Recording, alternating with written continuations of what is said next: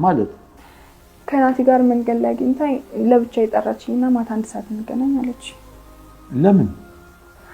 እሷ በሌለችበት እሱ ቤት ከገባ ያው እናቱን ያገኛታል ብላ ትጠረጥራለች። ከኔም ጋር ሳትጠረጥረው አይቀርም። እሱም አለ ለካ። አዎ አባዬ፣ በሁሉም አቅጣጫ ችግር ብቻ እኮ ነው። የምታውቂው ነገር አለ እንዴ? ምን? ስለምን? ተረጋጊ ትሁት። አባዬን ስለጠየኩት ገንዘብ የሚያሴሩት ሴራ አለ እንዴ? እኔ እንጃ አላውቅም። እየዋሸሽ ግን ይመስላል። እኔ እንዴት ላውቅ እችላለሁ? ቆይ ግን ጥያቄ አግባብ አይደለም እንዴ? ሀብት ንብረት እያላት እማዬ መረሳት አለባት? እሷን የሚያስታውስ ነገር ማድረግ የለብኝም? አለብህ። እኔ ለራሴ ገንዘብ አልጠየቅኩም አይደለም እንዴ? እኔ የማውቀው ወይ ደግሞ የተረዳሁት ቤተሰቦች በጣም አደገኞች እንደሆኑ ነው። ማለት? ይኸውልህ ናቲ፣ አሁን የምነግርህ ነገር ሚስጥር ነው። ነገሮችን ግን አስበህ ካላደረካቸው ብዙ ነገር ታበላሻለህ። ምንድን ነው?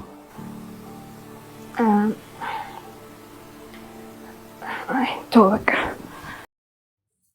ናቲ የእናቱን ድምፅ ሰምቶ እናቴን ድምጿን ሰማኋት እያለ ወደ እናቱ ክላስ እየመጣ ባለበት ሰዓት እናቱም የሱን ፎቶ ይዛ እያለቀሰች ናቲዬ ናፍቆኛል፣ አንድ ጊዜ መቃብሩን ያሳዩኝና ከዛ በኋላ ቢገሉኝም ችግር የለውም እያለች ነበረ። እንደ አጋጣሚ ናቲ የእናቴን ድምፅ ሰማሁ እያለ ሲመጣ እሷም ድምፁን ስለሰማችው የናትዬን ድምፅ ሰማሁ እያለች ተንስታ ዘላ ልትወጣ ስትል ትሁት እባክሽን ታስገድኛለሽ ለእኔ ስትይ አለሚ እያለች ብትለምናትም በጭራሽ እኔ ልጄን ድምፅ ሰምቻለሁ እያለች እንግዲህ ልትወጣ ስትል፣ ነገር ግን አባቱ እና ቤቲ ዘለው ከክላስ ሲወጡ ናቲ ወደ እናቱ ክላስ እየተጠጋ ባለበት ሰዓት አንተ ምነው አተኛም እንዴ እየረበሽከን ነው እኮ በማለት እንግዲህ እንዲመለስና ተቀምጦ እንዲያወራ አድርገውታል። ነገር ግን እሱ በጭራሽ እዛ ክላስ መግባት አለብኝ፣ የእናቴን ድምፅ ሰምቼዋለሁ በህልሜ አይደለም እያለ ሲያስቸግራቸው፣ ነገር ግን ትሁት እንደምንም ብላ እናቱን አረጋግታ ቤቱን ዘግታ እኔ አገናኝሻለሁ ብላ ቃል ገብታላት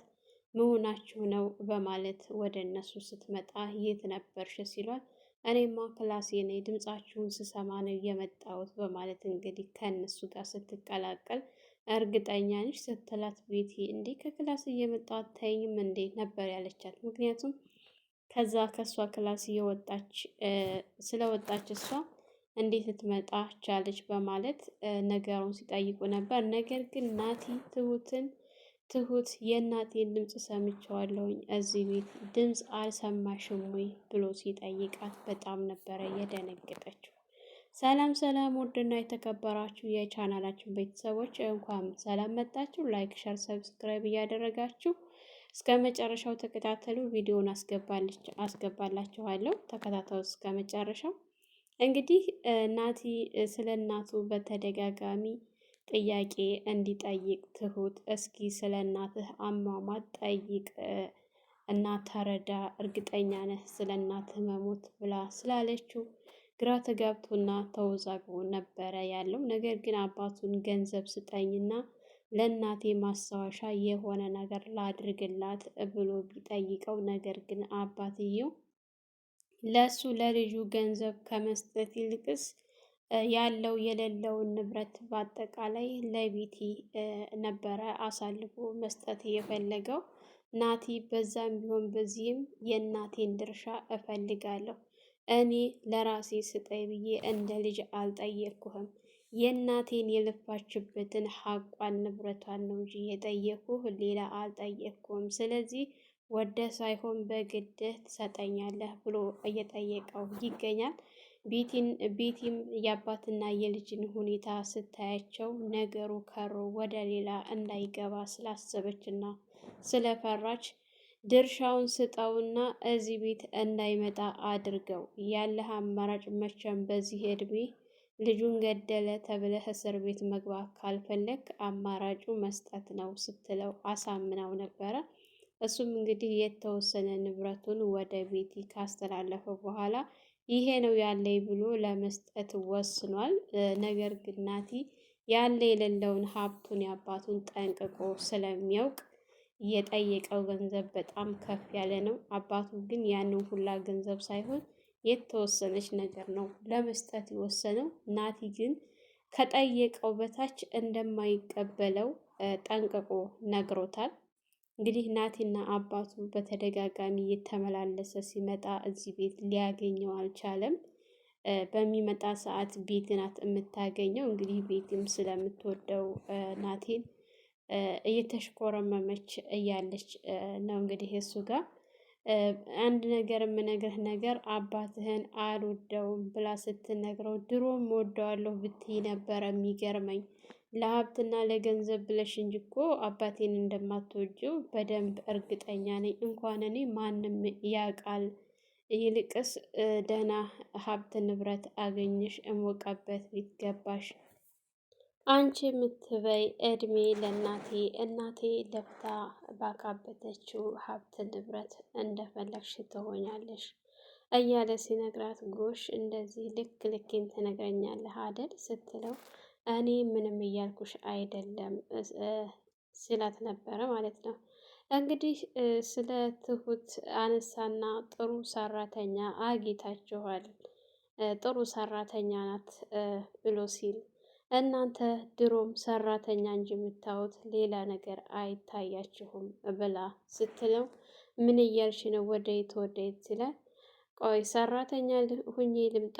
ቆንጆ አይደለሽም ታስጠልያለሽ እያልከኝ ነው ስትል ቆንጆ እኮ ሞልቶ በየመንገዱ ሁሉ ቆንጆ ስለምናይ አይኗጅ ሆነብን። እኔ ቆንጆ አይደለሽም አላልኩም፣ ግን ሰው ሁኚ ነው ያልኩሽ ሲላት ነበረ። ሰው ሁኚ ማለት እንዴት ነው? ሰው አይደለሁም ሲል ትሁትን ለመሆን ለመምሰል በጣም ይቀርሻል እና እስኪ መጀመሪያ ትሁትን አንቺ ከመናገርሽ በፊት እንደሷ ጥሩ ልብ ያላት መልካም ሴት ብትሆኝ ጥሩ ነው እንጂ መልካነሰሽ ታስጠያለሽ አላልኩም፣ ግን ስርዓ ይኑርሽ፣ ስነ ስርዓት ይኑርሽ ነው ያልኩሽ ቤቲ ብሏት እንግዲህ አባቴ ሲመጣ እመጣለሁ ሲላት ለምን ትመጣለህ? መመላለሱ አላደከመህም ስትል በጣም ደክሞኛል ባልሽን ንገሪው ሲላት ባልህ ተምል አባትህን ብትል አይሻልህም ስትለው ነበረና እንግዲህ እየተከራከሩ እንዳውም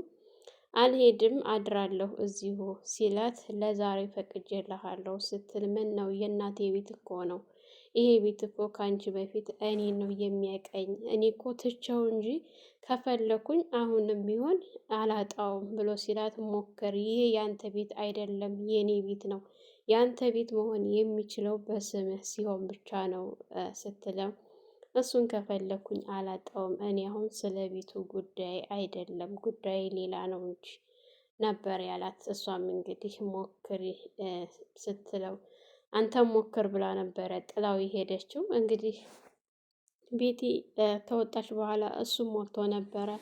ትሁትም አንዳንድ ነገሮች ስራ ከሰራራች በኋላ ያው ቤቲ የምፈልጊው ነገር አለሽ ወይ ብላ ስትጠይቃት ምንም የለኝም አንቺ ስራ ጨራረሽ ስትላት አዎ ጨራርሻለሁ ስትል የምሄድበት ቦታ ነበረኝ አንቺም አጎትሽ ጋር መሄድ ከፈለሽ መሄድ ትችያለሽ ስትላት እሺ ካልሽ ማ ችግር የለውም እሄዳለሁኝ ስትላት እንግዲህ ከቤት ወጥታ እየሄደች ባለችበት ሰዓት እንደ አጋጣሚ ናቲ ጋር ተገናኝተው ናቲ ትሁትን ይዟት እያወሩ ነበረ። አንዳንድ ነገሮችን እያወራች ወደ የት ነው የምትሄጂው? ወደ አጎቷ ጋር ለምትሄድ ምናምን እየነገረችው ባለው ሰዓት ያው ስለ እናቱ ደግሞ እስኪ የእናትህን አሟሟት መጀመሪያ ጠይቅ ብላ ስላለችው ያ ነገር በጣም ጥያቄ ስለሆነበት የእናቱ አሟሟት እንዲሁም ደግሞ እዚህ ቤት የሆነ የተደበቀ ነገር እንዳለ ትሁት እንደምታውቅ በጣም እርግጠኛ ስለሆነ እባክሽን ትሁት የምታውቂው ነገር ካለሽ በግልጽ ንገሪኝ ብሎ ሲላት እናቴ አንተ እኮ ብነግርህ ሁሉንም ነገር ታበላሸዋለህ፣ ግን ደግሞ አንተ ሞክር እንጂ እኔ ከጎን ሁኜ አግዝሃለሁ። በግልጽ ይሄ ነው ልልህ አልችልም ናቲ፣ ግን ስለ እናትህ አሟሟት አሁንም ቢሆን አረፈደብህም፣ ጠይቅ አጣራ ስትለው ቆይ እንዴት አድርጌ እንዴት ብዬ እያላት በሚላ ሰዓት እንግዲህ ቤቲ ከየት መጣች ሳትባል ጎሽ ቤቷ አልመቻችሁ አለና መንገድ ለመንገድ መጓተት ጀመራችሁ ስትላት አይደለም ቤቲ ወደ አጎቴ ጋር እኮ እየሄድኩኝ እንደ አጋጣሚ መንገድ ላይ ተገናኝተን ነው ብላ ብትላትም በጭራሽ ልታምናት ስላልቻለች፣ ምክንያቱም ናቲን ስለምትወደውና ስለምታፈቅረው እንግዲህ እናቴም እንደምታስቢው አይደለም መንገድ ላይ አግቻት ነው እንጂ ሌላ ነገር አይደለም ምናምን ሲያት ይልቅ ትሁትን ለብቻ ፈልጋታለሁኝ ስትል እሺ በቃ ብሎ ትቶ ሄዶ ነበር። እሱም ትሁትን እንግዲህ ይዛት ከተነጠለች በኋላ አንቺም ወደ አጎትሽ ጋር ሂጂ እኔም ወደ መሄድበት አለኝ ስትላት ቆይ ወዴት ስመለስ ስትላት ቁልፍ ስትል አይ እኔና አንቺ ወደ ቤት አብረን ነው ተመልሰን መምጣት ያለብን እሱ እዛ ቤት መግባት የለበትም ስትላት እሺ ቆይ እኔ ስትል ቆይ አብረሽን ትሄጃለሽ ትጠጫለሽ ስትላት አይ እኔ እንኳን አልጠጣም አንቺ እዛ የምትሄጂ ከሆነ እኔም አጎቴ ጋር ሄጄ አንዳንድ ስራዎችን እሰራለታለሁ በማለት እንግዲህ ትሁት ወደ አባባ ጋር ነበር የሄደችው። አባባ ጋር ከሄደች በኋላ ትሁቴ እንዴት መጣሽ? እንዴት ልትመጪ በዚህ ሰዓት ብለው ሲጠይቋት አባዬ የሰው ባህሪ ብታይ በጣም የሚገርም ነው። ደግሞ ምን አይነቷ ሴት አጋጠመችኝ?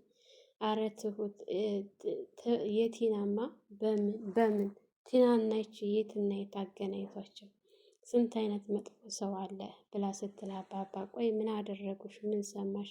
እኔን እኮ ምንም አላደረጉኝም፣ ግን በጣም ከባድ ነው አባዬ ስትል ምን ላግዝሽ ልጄ ሲላት አባዬ ተው ምንም የምታግዘኝ ነገር የለም፣ ይልቁን እስከመጣሁ አይቀር አንዳንድ ነገሮችን ሰራዎችልህ ልሂድ ስትል እሺ ብላ እንግዲህ ለአባባ ሰራርታ እንደጨረሰች ነበረ ቤት እየደወለቻት ነይ ወደ ቤት እየተመለስኩ ነው በፍጥነት ፈልግሻለሁ ብላት ነበረ። ተያይዘው ቤት ከገቡ በኋላ ልክ ቤቱን ከፍታ ከገባች በኋላ ትሁት መንገድ ላይ አላወራሽም ብዬ ቤት እስከምንገባ እየጠበኩሽ ነበር። ቆይ ግን አንቺ ስራሽን በአግባቡ መስራት አትፈልጊም ስትላት እንዴ ደግሞ ምን አጠፋው ስትል ምን እያደረግሽ ነው ያለሽው? ከናቲ ጋር ምን እንደምትሰሪ ታውቆሻል ስትላት አንቺ እንደምታስቢው አይደለም። እንደ አጋጣሚ መንገድ ላይ ተገናኘን፣ ሰላምታ ተለዋወጥ፣ ከዛ ምንም የለም ስትላት እሺ እንደዛ ከሆነ ጥሩ፣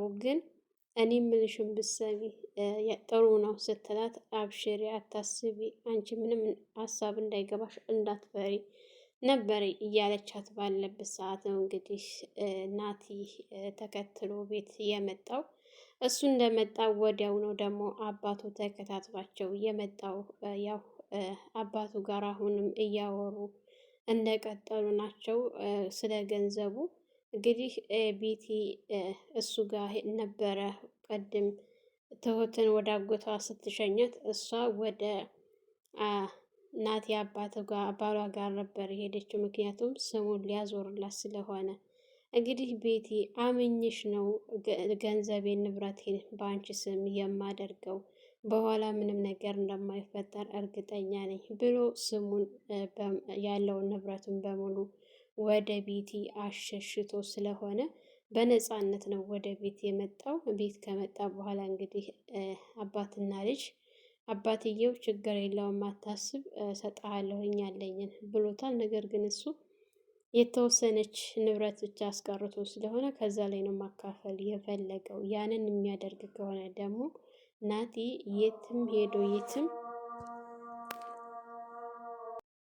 ናቲ እንግዲህ ያለውን ንብረት ጠንቅቆ ስለሚያውቅ ምንም እንኳን በቤቲ ስም ቢያዘዋውር እንዳለ ሀብት ንብረቱን ስለሚያውቅ አባቱን ፍርድ ቤት እንደሚገትረው እርግጠኛ ስለሆነ ምንም አልፈራም እስካሁን ድረስ ማለት ነው።